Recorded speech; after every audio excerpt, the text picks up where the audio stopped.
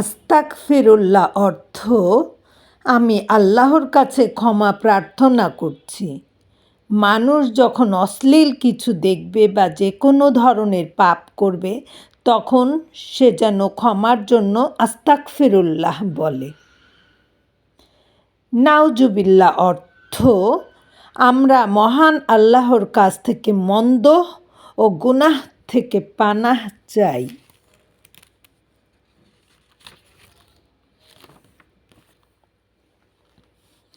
ইন্না ইলাহি ও ইন্না ইলাহি রাজিউন, নিশ্চয়ই আমরা মহান আল্লাহর জন্য এবং আমরা তার দিকেই ফিরে যাব।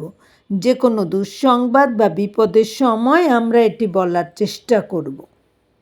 লা হাওলা ওয়ালা কুওয়াতা ইল্লা বিল্লাহ, মহান আল্লাহর সাহায্য ও সহায়তা ছাড়া আর কোনো আশ্রয় ও সাহায্য নেই।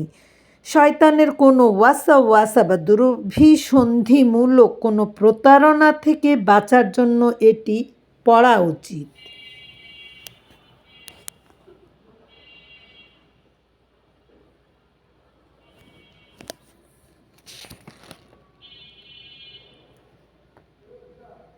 কিয়ামত অবশ্যম্ভাবী, ইহাতে কোনো সন্দেহ নাই, কিন্তু অধিকাংশ লোক বিশ্বাস করে না।